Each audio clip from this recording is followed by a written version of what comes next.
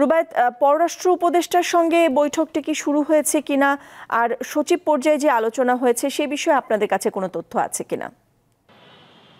নিশ্চয়ই ভারতের শীর্ষ এই কূটনীতিক বলা যায় যে প্রায় ৬ ঘন্টা বাংলাদেশে অতিবাহিত করেছেন এবং ৬ ঘন্টার বেশিরভাগ সময়ই তিনি পররাষ্ট্র সচিব জসিমউদ্দিনের সঙ্গে রাষ্ট্র অতিথি ভবনে রয়েছেন এবং এই মুহূর্তে মধ্যাহ্নবিরতি চলছে সেখানে, এবং বৈঠকটি প্রায় বলা যায় যে ২.৫ থেকে ৩ ঘন্টা পর্যন্ত হয়েছে, যেটি আপনি বলছিলেন। এবং কিছুক্ষণ আগে আমি এই যে অপেক্ষা করছি, আপনি দেখতেই পাচ্ছেন যে তিনি সম্ভবত এই মুহূর্তে আসবেন পররাষ্ট্র মন্ত্রণালয়ে, এবং পররাষ্ট্র উপদেষ্টা তৌহিদ হোসেন 2:52 নাগাদ তার মন্ত্রণালয় বা দপ্তরে এসছেন এমনটা জানাতে পারি।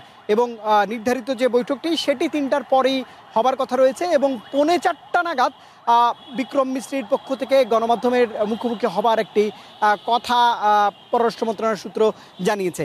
তবে নাদির, আপনাকে যে বিষয়টি জানিয়ে রাখি যে এফওসি অর্থাৎ শীর্ষ কর্মকর্তাদের এই বৈঠকে মূলত যে বিষয়গুলো প্রাধান্য পেয়েছে সেটি হচ্ছে, আপনি জেনে থাকবেন যে ভারত বাংলাদেশের 5 আগস্টের পরবর্তী সময়ে রাজনৈতিক পট পরিবর্তনের পরে উভয় দেশের রাজনৈতিক দূরত্ব খানিকটা প্রকাশ পেয়েছে। সেই রাজনৈতিক দূরত্ব কমানোর বিষয়ে জোর দেবে ঢাকা দিল্লি, এমন তথ্য রয়েছে।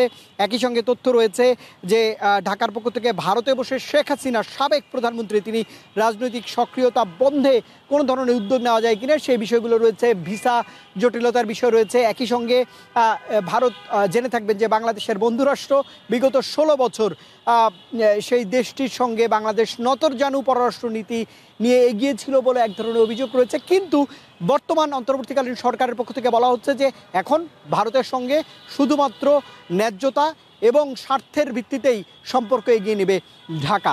তো এই বিষয়গুলো প্রাধান্য পাবে। সবাই অপেক্ষা করছে, নজর রয়েছে গণমাধ্যমের এই পররাষ্ট্র মন্ত্রণালয়ের দিকে।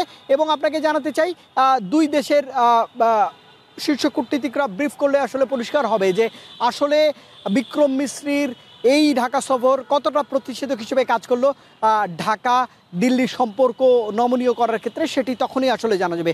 একই সঙ্গে তার কিন্তু আজ প্রধান উপদেষ্টা ডক্টর মোহাম্মদ ইউনূসের সঙ্গে বৈঠক করার কথা রয়েছে। রুবায়েত, ধন্যবাদ আপনাকে।